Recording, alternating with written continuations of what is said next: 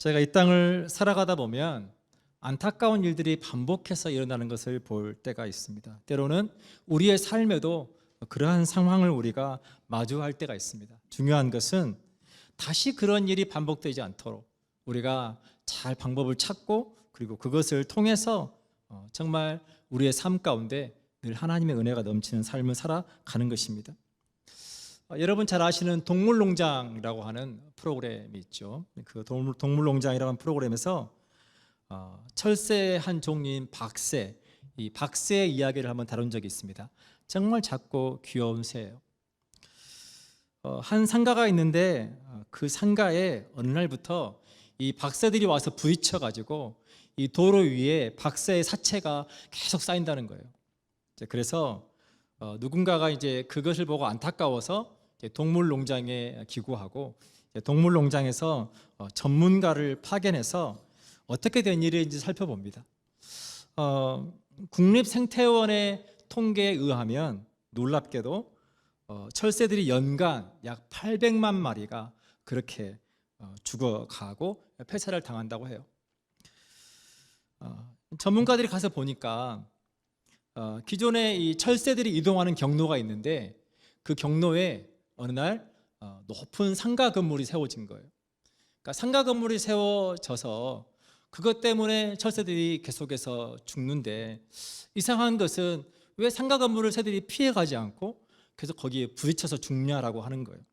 그래서 이 높은 곳에 올라가서 이 철새의 시선으로 상가 건물을 바라보니까 이 통유리창이 있는데 통유리창 너머로 산이 보인다는 거예요. 그러니까 이 철새들이 이 유리창을 보지 못하고 그 너머 있는 산을 보고 그곳을 그 경로를 따라 가다가 거기에 부딪혀서 계속 죽는 사고가 일어나고 있다라고 하는 거예요. 이제 그래서 어떻게 하면 이 문제 해결할까 고민을 하다가 그 유리창에 독수리 모양의 스티커를 붙여보았어요. 그런데 그렇게 해도 계속해서 새들이 죽는 거예요. 그래서 전문가들이 내놓은 해법이 뭐냐면 새들이 장애물을 통과할 때 보통 내가 통과할 수 있을까 없을까 기준을 가지고 정하는 사이즈가 5cm에서 5cm 곱하기 10cm라고 해요. 그러니까 어떤 장애가 있는데 그 사이즈보다 크면 내가 통과할 수 있겠다라고 통과를 하고 작으면 여기는 내가 통과할 수 없겠는데 라고 피해간다는 거예요. 그래서 그 통유리창에 하얗게 점으로 5 곱하기 10 사이즈로 계속 이렇게 점을 찍어 놓은 필름지를 거기다가 붙여봤어요. 붙였더니 놀랍게도 새들이 그것 때문에 더 이상 거기에 부딪히지 않고 피해가는 거예요. 무려 16개월 동안 계속 모니터링을 했는데 그렇게 해서 죽은 경우는 딱 2건밖에 없었다라고 하는 거예요. 그러니까 놀랍게도 그 방법이 이 문제를 완전히 해결했다라고 하는 거죠. 제가 성경을 읽다 보면 정말 성경에도 이렇게 반복되는 안타까운 이야기가 나와요. 제가 오늘 함께 읽고 있는 그 이야기도 그렇습니다. 근데 분명한 것은 안타깝게 반복되어서 일어나는 성경 안의 이야기, 또 우리의 삶 가운데 있는 그런 일들도 거기에 반드시 해법이 있다라고 하는 거예요.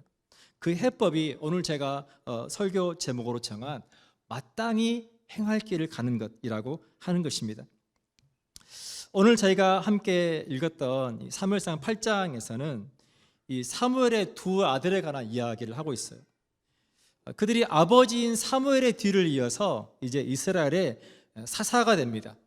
근데 그들이 이스라엘의 사사가 되어서 이스라엘 백성들을 인도할 때 그들이 눈에 보이지 않는 하나님, 그 하나님을 보지 못하고 하나님을 두려워하지 않고 그들이 이스라엘 백성들을 악하게 그들의 이익과 유익을 위해서 악하게 치리하면서 그것으로 인해서 고통당하고 실망한 온 이스라엘 백성들이 하나님을 버리는 그런 안타까운 일이 오늘 저희가 함께 읽은 성경에 기록되어 있습니다.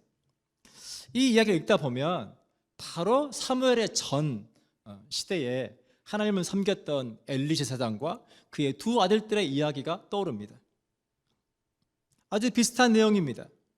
그들이 하나님의 은혜 가운데 제사장으로서 그들이 이스라엘 백성을 섬김에도 불구하고 그들이 자기들의 유익과 자기들의 만족을 위해서 하나님을 두려워하지 않고 악을 행하는 그것으로 말미암아 그들뿐만 아니라 그들의 아버지인 요엘까지, 엘리까지 비참한 죽음을 맞이하게 되는 것을 저희가 성경을 통해 읽게 됩니다. 사랑하는 여러분, 우리가 이 땅을 살아갈 때 정말 우리의 삶이 정말 신앙의 유산으로 잘 아름답게 이어질 수 있기를 축복합니다. 우리의 삶이 하나님 안에서 잘 세워질 뿐만 아니라 정말 우리의 다음 세대, 우리의 자녀 세대, 우리의 이웃, 우리의 친구들에게까지 우리의 그 신앙의 아름다운 유산들이 잘 이어질 수 있기를 축복합니다. 그것을 위해서 잠언 22장 4절로 6절은 우리에게 이렇게 말해줍니다. 겸손과 여호와를 경외함의 보상은 재물과 영광과 생명이니라.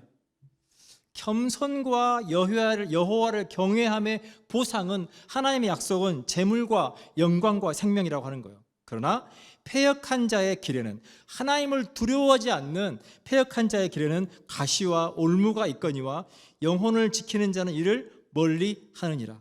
그러면서 말하기를 마땅히 행할 길을 아이에게 가르치라. 그리하면 늙어도 그것을 떠나지 아니하리라. 만약 여러분들이 부모라면, 사랑하는 여러분, 여러분들의 자녀에게 마땅히 그 아이들이 행할 길을 가르칠 수 있기를 축복합니다. 우리 그리스도인의 삶 가운데 우리가 마땅히 가야 할 길이 있습니다. 그런데 우리가 우리 자녀 세대에게, 또 다른 누군가에게 그 마땅히 가야 할 길을 가르치려고 하면 먼저 우리가 마땅히 가야 할 그 길을 가야 한다라고 하는 거죠. 우리가 마땅히 가야 할 길을 첫 번째로 살펴볼 것은 소명을 따라 사는 삶입니다. 오늘 사무엘의 두 아들 요엘과 아비야가 그들이 하나님의 대리자로서, 사사로서의 직분을 수행할 때 그들이 하나님의 말씀을 따라 이스라엘 백성을 섬기지 못하고 그들이 악을 행합니다. 근데 왜 그들이 그렇게 했을까? 그 이유를 생각을 해보면, 아버지였던 사무엘은 어머니 한나의 기도와 한나의 서원으로 하나님 앞에 드려지고, 또한 사무엘 스스로도 자신의 삶을 하나님 앞에 드려서 그렇게 하나님을 섬기는 직분을 맡았습니다. 그런데 이제 아버지 사무엘로 인해서 아들이었던 두 아들이 이 사사의 직분을 그냥 물려받습니다. 그냥 물려받다 보니까 그것이 하나님의 은혜라고, 하나님의 축복이라고 여기지 못하고 그것을 당연한 것으로 여기고, 그 사사의 직책을 그들이 그들을 위한 밥벌이로 여겼다라고 하는 겁니다. 우리가 드라마나 영화를 보다 보면 경찰이나 검찰, 또 어떤 정치인들의 비리를 다룬 이야기들을 많이 접하게 됩니다. 근데 그 이야기들 보다 보면, 설마 경찰이 정말 저렇게 할까? 설마 정말 검사가, 판사가 정말 저렇게 뇌물을 받고 저렇게 할까? 근데 우리가 뉴스를 보다 보면 우리가 깨닫는 것이 있죠. 더 했으면 더 했지 덜 하지는 않는구나. 실제로 그러한 일들이 정말 일어나는구나. 그걸 보게 됩니다.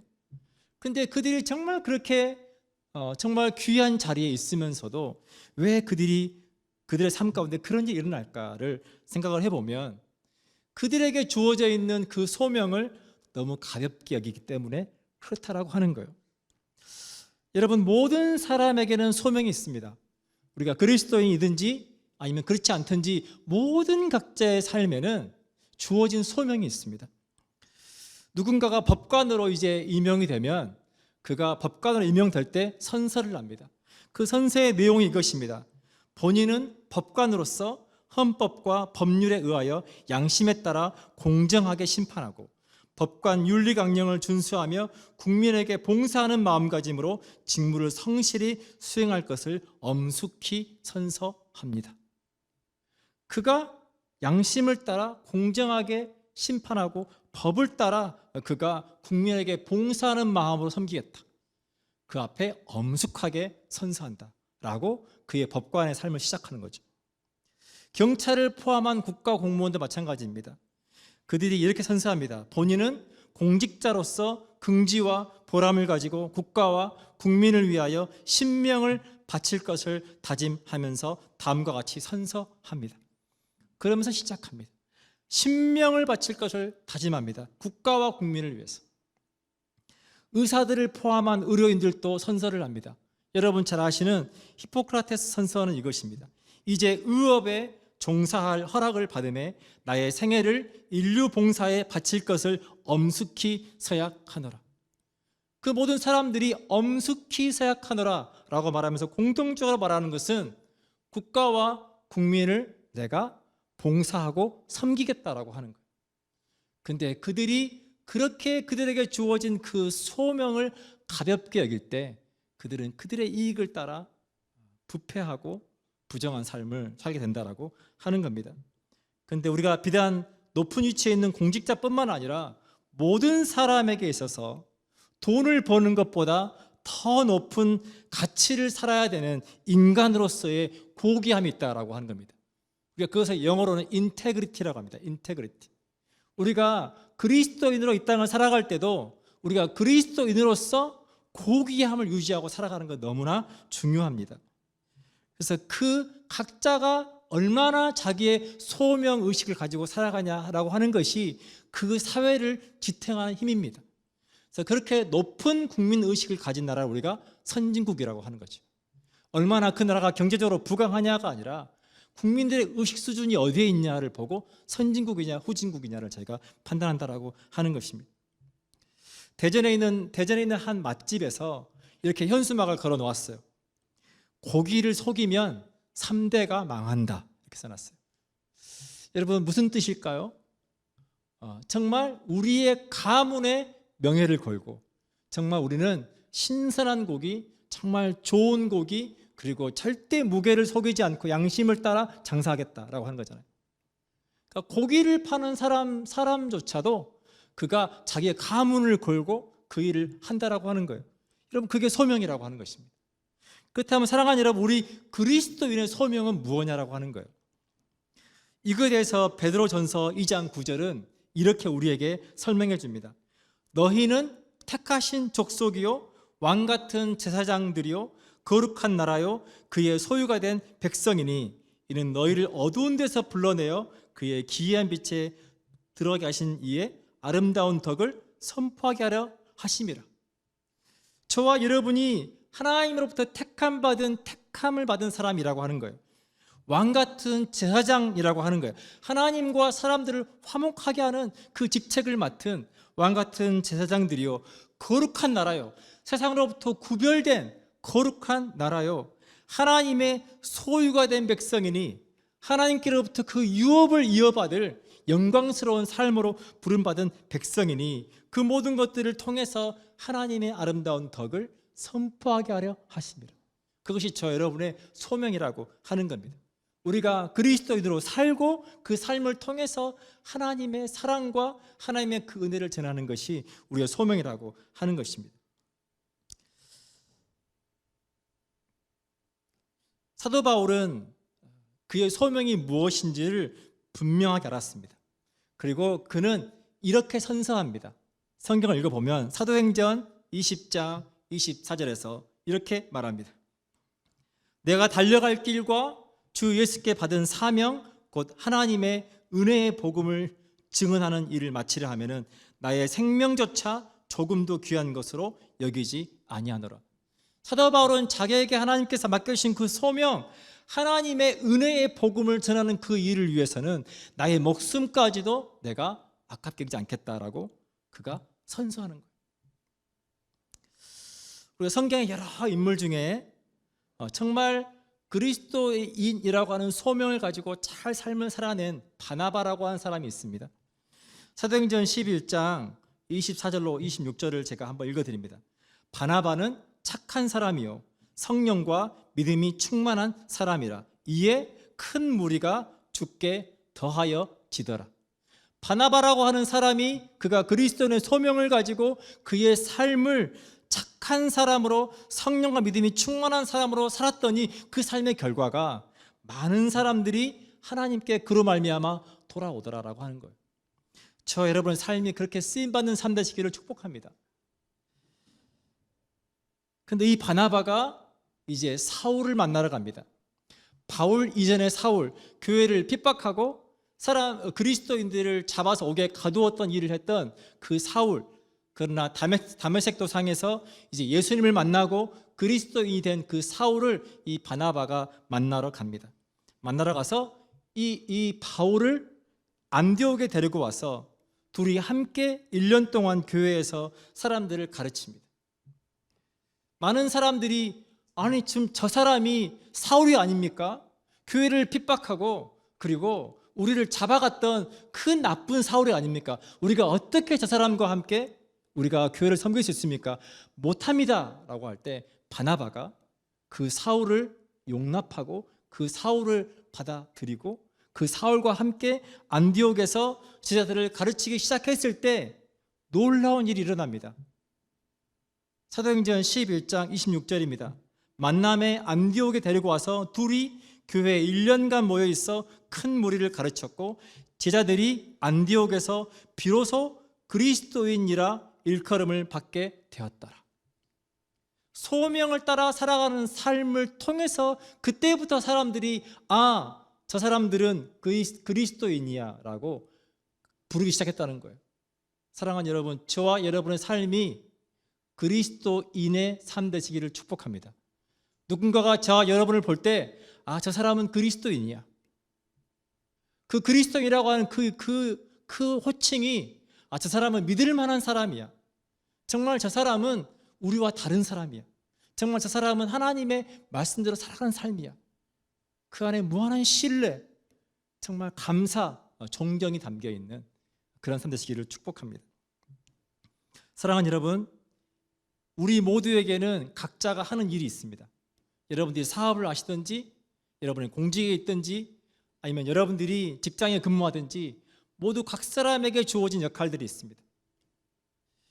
사랑하는 여러분, 여러분에게 하나님께서 맡겨주신 그 일은 하나님께서 여러분에게 선물로 주신 소명입니다.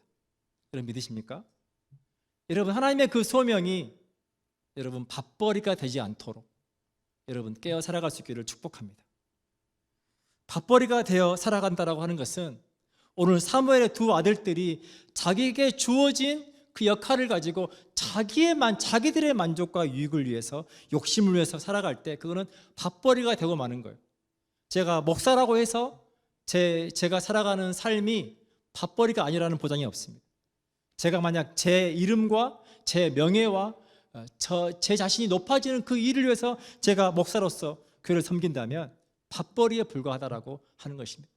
그러나 청소를 하든지 사업을 하든지 음식을 하든지 여러분 하는 그 일을 통해서 정말 하나님께서 맡겨주신 그 소명을 따라서 사람들을 섬기고 사람들을 세워나갈 때 여러분 그것이 마땅히 우리가 행할 길이라고 하는 것입니다. 두 번째로 마땅히 행할 길은 하나님을 사랑하는 삶이라고 하는 겁니다. 오늘 4절과 5절을 제가 읽어드립니다.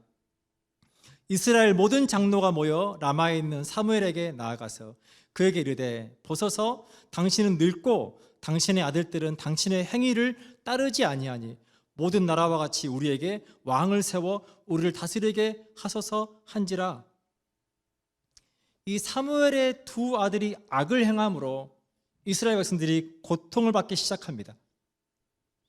그들이 뇌물을 받고 판결을 굳게 하고 그들의 욕심을 따라 행하는 그것 때문에 오히려 사사를 세워서 이스라엘 백성들을 구원하시는 그 하나님의 뜻과 정반대의 길을 걸어갑니다. 그것 때문에 사람들이 그 고통 가운데 사무엘에게 와서 말하는 요청이 이것입니다. 모든 나라와 같이, 다른 나라와 같이 우리에게도 왕을 세워서 우리를 다스리게 하소서. 그런데 왕을 세워서 우리를 다스리게 해달라고 하는 그 요청을 하나님은 이렇게 말씀하십니다. 7절입니다. 여호와께서 사무엘에게 이르시되 백성이 내게 한 말을 다 들으라. 이는 그들이 너를 버림이 아니요 나를 버려 자기들의 왕이 되지 못하게 함이니라. 이미 이스라엘 백성들에게는 왕이 있었습니다. 그 왕은 하나님이셨습니다. 애굽 땅에 노예됐던 그들의 조상들을 이끌어내시고 가나안 땅을 인도하시고 정착하게 하시고 그 어려운 위기의 순간순간마다 사사들을 세워서 전쟁으로부터 이기게 하시고 지키시고 보호하시는 왕이 하나님이셨다라고 하는 거예요. 근데 그들이 우리에게 다른 왕을 주십시오, 우리가 눈으로 볼 수 있는 왕을 달라고 할 때 하나님께서 그들이 나를 버렸다라고 말하고 있다라고 하는 것입니다. 사랑하는 여러분, 우리가 신앙생활을 할 때 정말 우리가 빠질 수 있는 위험은 무엇이냐면 하나님과 무관하게 살아가는 것입니다.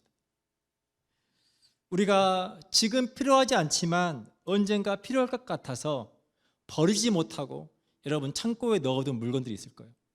이번 바자회 때 그 물건들이 다 나오면 좋겠어요. 그런데 우리가 하나님을 그렇게 취급할 수 있다고 하는 거예요. 하나님 앞에 예배하면서도 그러나 우리의 삶은 하나님과 전혀 무관한 삶을 살아가고 언젠가 내가 어려울 때 그때 내가 하나님 앞에 기도하고 하나님의 도우심을 받기 위해서 적당하게 하나님과 거리를 유지하고 마치 창고에 넣어놓은 물건같이 하나님을 취급하기가 쉽다라고 하는 것입니다. 사랑하는 여러분, 우리 안에는 여전히 세상의 방법을 따라 지금까지 우리가 살아왔던 삶의 방법을 따라 세상 사람들이 살아가는 방식을 따라 살아가고 싶은 죄성이 있습니다. 우리가 끊임없이 그렇게 세상을 따라 살아가고 싶은 그 마음을 우리가 끊임없이 우리가 하나님을 향하도록 우리의 삶의 기준이 하나님의 말씀이도록 우리가 말씀이도록 몸부림을 치지 않으면 사랑하는 우리가 넘어질 수밖에 없습니다. 요한일서 2장 15절로 17절 우리에게 이렇게 권면합니다. 이 세상이나 세상에 있는 것들 사랑하지 말라. 누구든지 세상을 사랑하면 아버지의 사랑이 그 안에 있지 아니하니. 너희가 세상을 사랑하면 하나님의 사랑이 너희 안에 있을 수가 없다라고 하는 거예요. 우리가 세상에 있는 것들로 그러한 만족과 그러한 세상의 방법들로 꽉 차 있으면 하나님께서 우리 안에 들어올 자리가 없다라고 하는 거예요. 그러면서 세상을 사랑한다는 것이 무엇인지 설명해 줍니다. 이는 세상에 있는 모든 것이 육신의 정욕과 안목의 정욕과 이생의 자랑이니 다 아버지께로부터 온 것이 아니요 세상으로부터 온 것이라. 사무엘의 두 아들이 그들이 행한 것이 이것이라고 하는 거예요. 육신의 정욕과 안목의 정욕과 이생의 자랑을 따라서 그들이 세상의 방법으로 이스라엘 백성을 섬길 때 온 이스라엘 백성들이 하나님을 떠나버린 끔찍한 일이 일어났다라고 하는 것입니다. 그러면서 말하기를 이 세상도 그 정욕도 지나가되 오직 하나님의 뜻을 행하는 자는 영원히 거하느니라. 우리가 하나님 말씀 마땅히 행할 길을 행하고 우리가 이 땅을 믿음으로 살아갈 때 그러한 삶은 영원히 행하는 삶이다라고 하나님께서 약속하신다는 것입니다. 사랑하는 여러분, 요한일서 4장 12절은 우리에게 너무나 중요한 말씀을 전해줍니다. 어느 때나 하나님을 본 사람이 없으되 만일 우리가 서로 사랑하면 하나님이 우리 안에 거하시고 그의 사랑이 우리 안에 온전히 이루어지느니라.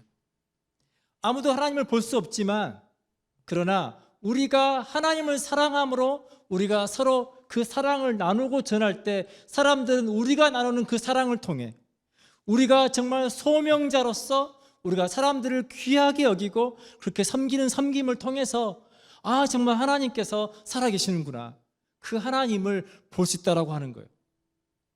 근데 안타깝게도 사무엘의 두 아들들은 이스라엘 백성들의 눈을 가려서 하나님을 보지 못하게 해버렸다라고 하는 거예요. 사랑하는 여러분, 저와 여러분 삶을 통해서 누군가가 하나님을 볼 수 있기를 축복합니다. 아 정말 하나님께서 살아계시는구나, 아 정말 그리스도인이구나, 여러분 그 사랑을 볼 수 있기를 축복합니다. 세 번째로 마땅히 우리가 행할 길은 하나님의 인도하심을 따라 살아가는 삶이라고 하는 것입니다. 6절입니다.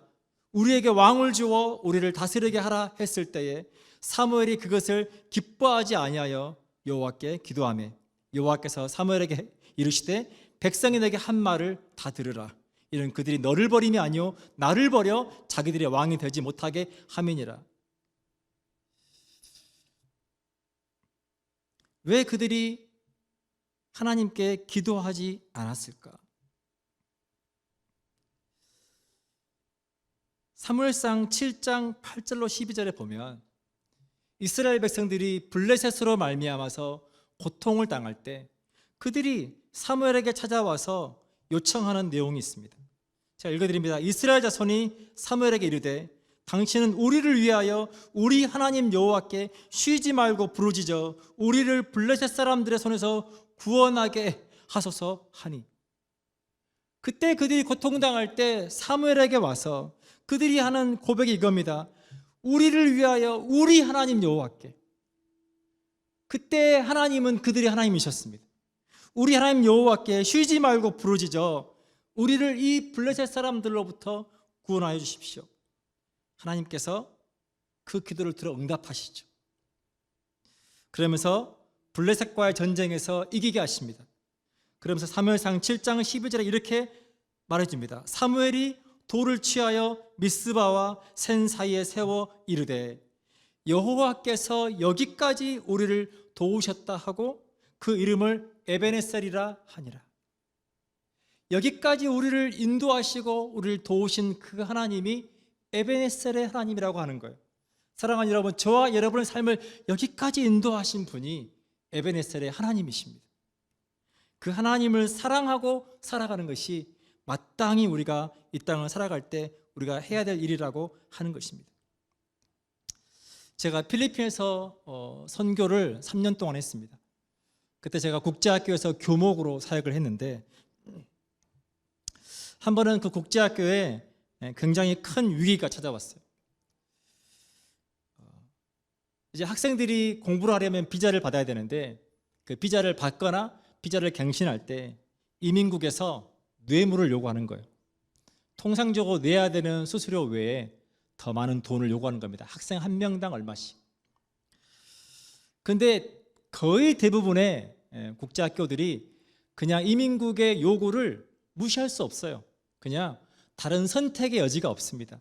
그거를 따라 하든지 아니면 사업을 하지 않든지 둘 중에 하나니까. 근데 제가 사역을 했던 국제학교의 원장님께서 이렇게 결단하셨어요. 내 신앙의 양심과 그리고 내가 교육자로서의 내 신념에 따라서 나는 그렇게 할 수 없다. 그러면서 말하기를 뇌물을 주면서 학교를 운영하느니 아이들을 가르치느니 차라리 학교 문을 닫겠다라고 결단하신 거예요. 이게 여러분 간단한 이야기가 아닙니다. 정말 후진국일수록 뇌물이 없이는 돌아가지가 않습니다. 뇌물을 거절한다? 그것은 정말 큰 어려움을 내가 기꺼이 감당하겠다라고 하는 이야기예요. 그것 때문에 그것을 괘씸하게 본 이민국에서 없는 죄를 만들어서 모함을 해서 이제 마닐라로 압송합니다. 어느 날 사람들이 찾아와서 원장님을 체포해서 잡아가는 거예요. 근데 그 뒤를 학교의 스태프들이 차를 타고 따라갑니다. 따라가면서 계속 원장님께 통화를 하면서 전화한 내용이 뭐냐면 원장님 지금이라도 협상하고 마닐라에 도착해서 감옥에 들어가면 그때 나오기 어렵습니다. 그때는 얼마나 살아야 될지 모르니까 지금이라도 협상하고 빨리 차를 돌이켜야 된다라고. 그런데 원장님께서 계속 그럴 수 없다라고 끝까지 가는 거예요. 그래서 결국 마닐라에 도착해서 마닐라의 감옥에 갇히게 됩니다. 그리고 이제 법정에 서게 됩니다. 법정에 서서 이제 그 죄명이 뭐였냐면 허가 없이 학교를 운영했다라고 하는 제목이에요. 이제 법정에 서서 이제 재판을 받는데 그 과정 가운데 정말 우리가 할 수 있는 게 아무것도 없었어요. 그 원장님이 하나님 앞에 내 신앙을 가지고 그렇게 나는 타협하고 싶지 않다라고 했을 때 그거에 대해서 우리가 할 말도 없고 그리고 우리가 할 수 있는 건 정말 기도밖에 없었어요. 하나님 도와주십시오. 근데 놀랍게도 그날 법정에서 재판을 판결하는 그 판사가 그가 공무원이었을 때 그녀가 공무원이었을 때 이 학교에 허가를 내준 사람이에요. 그가 자기 사인을 해서 이 학교에 허가를 내준 사람이었단 말이에요. 근데 제목이 딱 올라와 있는 걸 보니까 허가 없이 학교를 운영했다라고 올라온 거예요. 그러니까 이 판사가 이게 지금 무슨 일이냐. 내가 허가를 내줬는데 허가 없이 학교를 운영했다는 제목으로 잡혀왔다고? 그렇게 해서 진실이 밝혀집니다. 그 도시에 있는 이민국에서 이 사람을 모함해서 뇌물을 뜯어내려고 한 그 모든 것들이 밝혀집니다.